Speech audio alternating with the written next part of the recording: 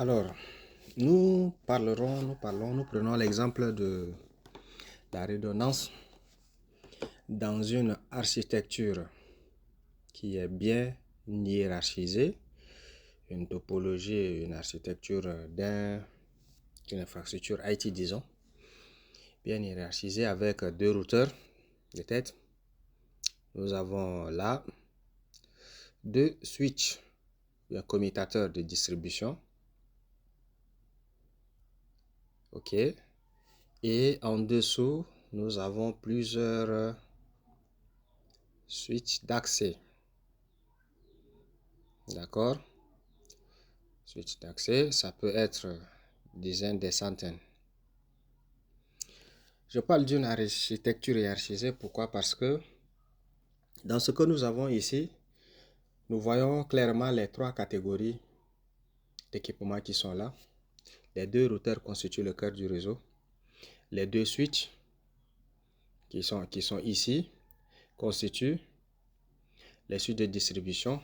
Et ensuite, on a les trois switches qui sont ici, mais qui peuvent être plusieurs, qui constituent alors l'accès. L'accès, c'est-à-dire là où les utilisateurs finaux vont prendre leur source, c'est le point d'entrée dans le réseau. Donc, pour une bonne redondance, nous avons de chaque équipement entre ce switch, OK, le SD1, il doit avoir deux liaisons aux deux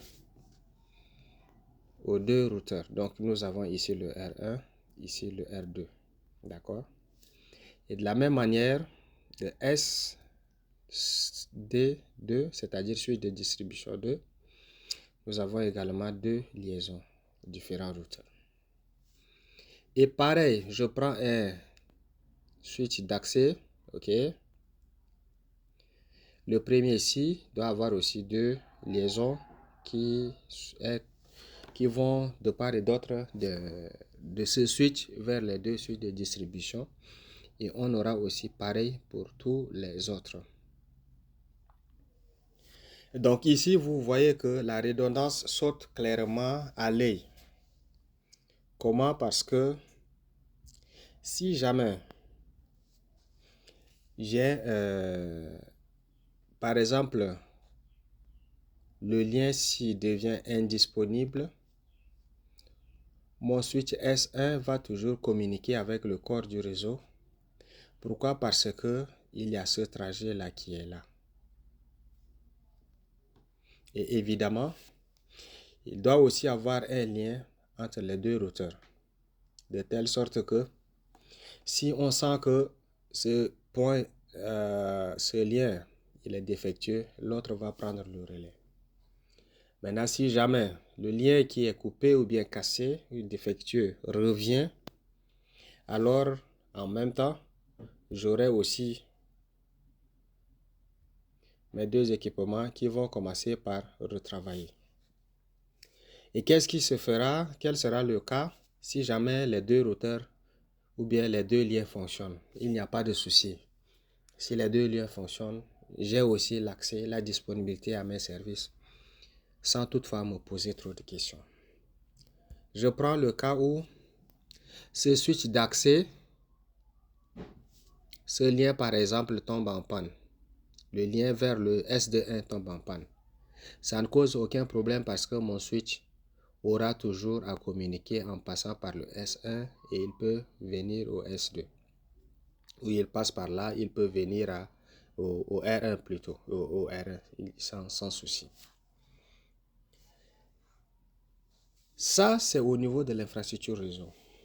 Maintenant, ce que je vais faire, je vais placer un serveur. D'accord? Disons un serveur. Donc, je place mon serveur ici. D'accord? Et ce serveur-là, disons que c'est ici le switch qui est réservé au serveur. OK? Le switch des serveurs, SRV. Donc, qu'est-ce que je fais? La bonne manière voudrait que je puisse avoir deux liaisons qui peuvent quitter ce switch, ce serveur et aller sur ce switch. Et évidemment, c'est possible.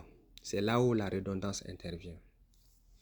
Donc, je peux bel et bien avoir deux cartes réseau que je peux bloquer ici et sur lesquelles j'aurai aussi deux câbles qui peuvent aller soit sur le même switch ou bien le câble il va sur un switch et puis j'aurai aussi un autre câble,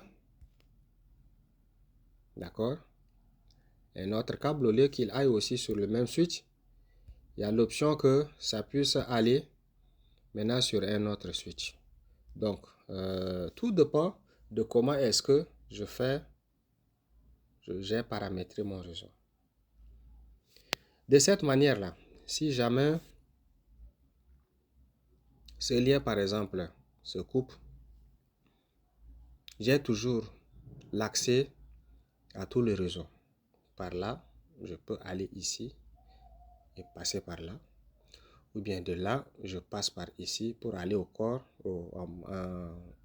pour atteindre le R1. Ou bien de là, je viens jusqu'au R1 ou bien je vais à R2. Donc, quel que soit ce qui passe ici, j'aurai toujours mon serveur qui sera toujours disponible. Ça veut dire que j'ai la redondance qui est là. Maintenant, si les deux liens aussi, il n'y a aucun souci, il n'y a pas de problème, ça passe. Vous allez me dire, mais si jamais les deux encore coupent, qu'est-ce qu'on fait? Effectivement, ça, c'est des cas qui peuvent arriver parce que le risque zéro n'existe pas. Donc, il y aura toujours des cas où il y aura ces difficultés, mais au moins là, on aurait minimisé au maximum les risques d'interruption totale de service. Donc, c'est ainsi qu'il faudrait voir tout ce que nous faisons en termes de configuration, en termes d'architecture. C'est ainsi qu'il faudra voir les choses pour éviter que vous puissiez vous retrouver avec un service qui soit complètement down un jour. Merci.